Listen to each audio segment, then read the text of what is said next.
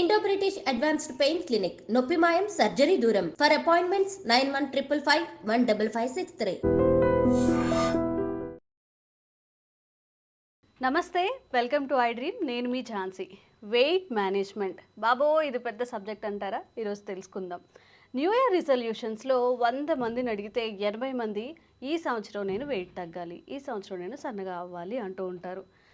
ఒక 2 మంత్స్ తర్వాత వాళ్ళని చూస్తే అబ్బే అవన్నీ అవేవి కాదండి అంటూ ఉంటారు. మరి ఈ వెయిట్ మేనేజ్మెంట్ ఎలా చేసుకోవాలి, హెల్తీ లైఫ్ స్టైల్ ఎలా పాటించాలి, ఇప్పుడు ఈ విషయాలన్నీ తెలుసుకుందాం. ప్రస్తుతం మనతో ఉన్నారు జనరల్ ఫిజిషియన్ లిఖిత గారు. నమస్తే అండి. నమస్తే అండి. మేమైతే రఘువరన్ బీటెక్లో ధనుష్ అంటారు, అన్నీ మేనేజ్ చేసుకుంటున్నాం, వర్క్ కానీ బయట ఫైనాన్షియల్ సిచ్యువేషన్స్, పెళ్ళాన్ని ఎలా మేనేజ్ చేయాలి అన్నట్టు ఈ వెయిట్ని ఎలా మేనేజ్ చేయాలి అని అందరూ ఒక పెద్ద క్వశ్చన్, చాలా పెద్ద క్వశ్చన్ మార్క్. మరి మన లైఫ్ స్టైల్ ఎలా ఉండాలి, ఈ పద్దాక వెయిట్ పెరగకుండా మనం ఒక కాన్స్టెంట్ వెయిట్ని మెయింటైన్ చేయాలంటే ఎలాంటి హ్యాబిట్స్ పాటించాలి? ఇప్పటికే చాలా మందికి ఆ అవేర్నెస్, ఆ కాన్షియస్నెస్ చాలా వచ్చేసింది. బట్ వెయిట్ పెరగకుండా ఉండడము, తగ్గడము అనేది ఎవ్రీ ఇండివిజువల్కి డిఫరెంట్. ఓకే, మనం అందరం ఒకే ఫ్యాక్టరీలో నుంచి ఏం రాలేదు, అందరికీ సేమ్ ఇలా ప్రింట్ కొట్టినట్టు ఏమి బాడీస్ ఉండవు. సో ఒక్కొక్కరికి ఒక్కొక్కలా ఉంటుంది. ఇప్పుడు పీసీఓడి ఉన్న వాళ్ళు ఉంటారు, థైరాయిడ్ ఇష్యూస్ ఉన్న వాళ్ళు ఉంటారు. వాళ్ళకి ఏంటంటే weight loss is very very tough. Okay, so వాళ్ళకి హార్మోనల్ ఇన్ఫ్లుయెన్స్ వల్ల మెటబాలిజం చాలా తక్కువ ఉంటుంది. అంటే మెటబాలిజం అంటే ఏంటంటే, ఇప్పుడు ఒక ఇద్దరు పర్సన్స్ ఉన్నారు అనుకోండి, ఒకళ్ళు యాక్టివిటీ చేస్తే సేమ్ యాక్టివిటీ ఇద్దరు చేసినప్పుడు మెటబాలిజం తక్కువ ఉన్న వాళ్ళు 1% లాస్ అయితే, మెటబాలిజం ఎక్కువ ఉన్న వాళ్ళు 10% లాస్ అవుతారు. సో ఆ మెటబాలిజం అనేది థైరాయిడ్ ఉన్న వాళ్ళకి, పీసీఓడి ఉన్న వాళ్ళకి చాలా తక్కువ ఉంటుంది. కాబట్టి they have to put 10 times more effort than normal people. Okay, మనం సమ్ బేసిక్ వెళ్దాము. అసలు మెటబాలిజం, అసలు ఈ వర్డ్ ఏంటి?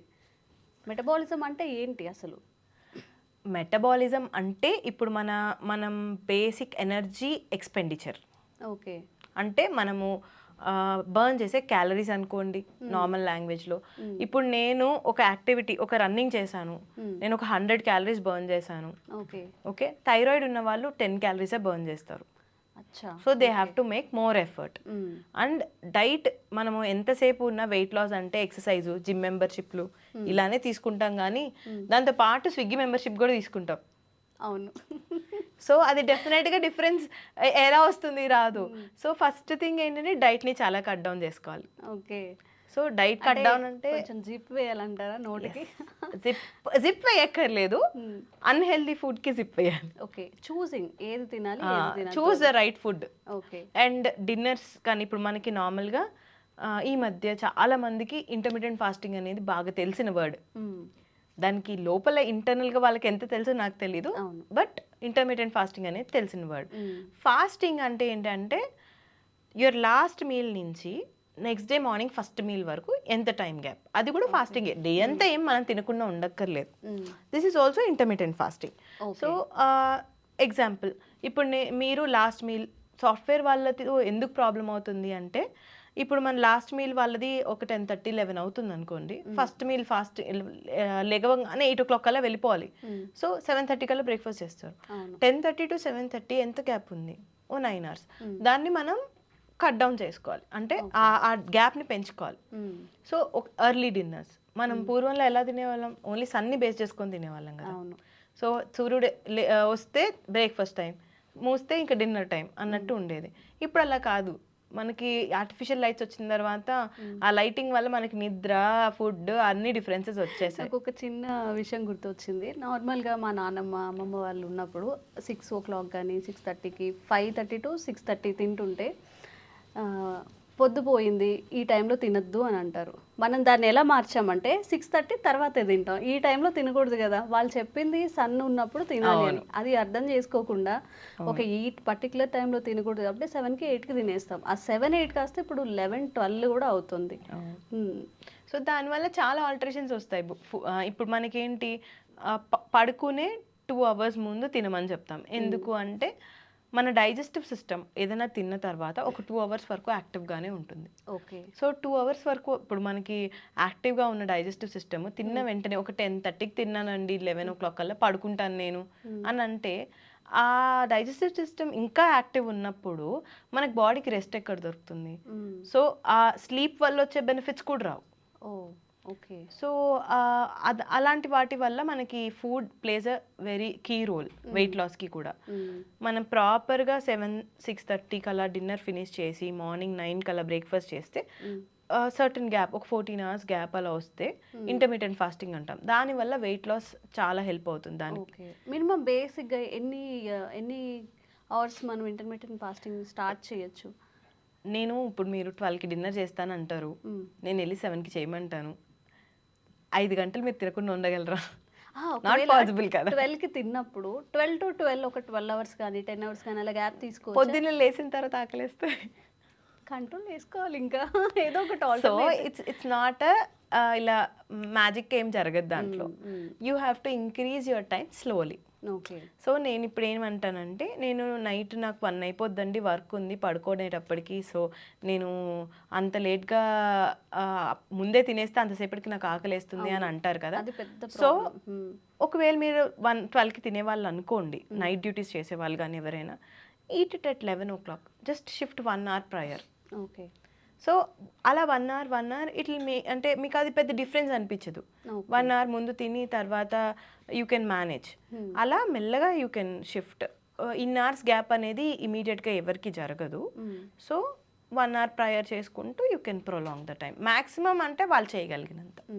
ఒకవేళ ఓకే వాళ్ళు చేయగలిగినంత మనం 11కి 12కి నైట్ తింటున్నాము. నార్మల్గా ఇంటర్మీడియట్ ఫాస్టింగ్ అంటే ఒక 12 hours అని చెప్తారు కదా, మినిమం 12 hours గ్యాప్ ఉండాలి అని చెప్పి. ఇప్పుడు నేను 12కి తిన్నాను ఆర్ 12:30కి తిన్నాను, మళ్ళీ ఎర్లీ మార్నింగ్ 12:30 దాకా నేను ఏమి తినకుండా కొంచెం చేయకుండా ఉంటే అది ఇంటర్మీడియట్ ఫాస్టింగ్ కిందకి వస్తుందా? సో ఇప్పుడు మీరు పడుకున్నప్పుడు ఏమవుతుంది, యువర్ ఎనర్జీ లెవెల్స్ అంటే మీ వర్కింగ్ కానీ అదంతా ఏమి ఉండదు కాబట్టి మీ energy requirement is very low. అప్పుడు మీరు తినకుండా ఉండగలరు. కానీ మీరు మార్నింగ్ తిని నైట్ వరకు ఏం తినలేదు అనుకోండి, మీరు మార్నింగ్ డే అంతా యాక్టివిటీస్ చేస్తారు, నడుస్తారు లేకపోతే పనికి వెళ్తారు, you have to concentrate on something, me daily activities ఉంటాయి, అవన్నిటికీ మీకు ఎనర్జీ రిక్వైర్మెంట్ ఉంటుంది కదా. అలాంటప్పుడు క్రేవింగ్స్ వస్తాయి. 1-2 days చేయగలరేమో, తర్వాత again you'll stop. Okay. So night time ఏంటంటే, night time your body will repair. ఉన్న ఎనర్జీని స్లీప్కి వాటికి ఇట్ విల్ యూజ్. సో అక్కడ బర్నింగ్ ఇంకా ఎక్కువ ఉంటుంది. సో ఇవన్నీ కూడా ఎఫెక్ట్ అవుతాయా వెయిట్ మేనేజ్మెంట్కి? డెఫినెట్గా అవుతాయి. ఓకే. ఇప్పుడు మనకి ఏంటి అంటే, ఇప్పుడు నేను ఇన్ అవర్స్ ఫాస్టింగ్ ఉన్నాను, నా బాడీలో ఆల్రెడీ స్టోర్ అయిన ఎనర్జీని బాడీ వాడుకుంటుంది కదా. సో అప్పుడు డెఫినెట్గా ఆల్రెడీ స్టోర్ అయ్యి ఎక్సెస్ ఉన్న ఎనర్జీని వాడుకుంటున్నప్పుడు మనకి వెయిట్ లాస్ అనేది అవుతుంది. Okay. Fasting plays a key role in repairing our skin కానీ లేకపోతే దేనికైనా సరే, మన బేసిక్ హెల్త్ కానీ ఏదైనా కానీ fasting plays a key role. మీరు చాలా చెప్తున్నారు మేడం, మేమైతే అసలు అవన్నీ చేయలేము, మాకు చేత కాదు, మేము చెయ్యలేము. ఎందుకంటే అలవాటు అయిపోయింది బాడీ. 10కి పడుకున్నా కానీ ఏదో ఒకటి స్క్రోల్ చేయడం, మళ్ళీ లేచి మధ్యలో ఏదో ఒకటి చిప్స్ తినడం, ఇవన్నీ అలవాటు అయిపోయాయి. ఇవన్నీ తగ్గించుకొని మేము హెల్తీగా ఉండడానికి ట్రై చేస్తాం. మాకు కొన్ని టిప్స్ కావాలి, ఇవైనా ఫాలో అయితే బాగుంటుందని. అలాంటి టిప్స్ ఏమైనా చెప్పండి మా కోసం. బేసిక్గా ఏంటి అంటే, బాడీకి ఒక ప్రాసెస్ అలవాటు అయింది అనేది ఏమి ఉండదండి. ఒక 20 days to 22 days మీరు మళ్ళీ ఏదైనా కొత్తది నేర్చుకోవడానికి ట్రై చేస్తే బాడీ అలవాటు పడుతుంది. ఓకే. సో ఒకేసారి ఏం చేయకపోయినా బేసిక్గా కొన్ని స్టెప్స్ స్టార్ట్ చేయొచ్చు. ఒకటి, మీరు ఒకటేసారి వాకింగ్ చేయలేకపోతున్నారు, 40-50 minutes చెప్తున్నారు డాక్టర్, చేయలేకపోతున్నారు, స్టార్ట్ ఇట్ విత్ 20-30 minutes. రోజు ఒక 20 minutes వాక్ వెళ్ళండి. అలవాటు అవుతున్న కొద్దీ ఒక 1 week you increase your time. So అలా you can increase to 40 minutes 50 minutes.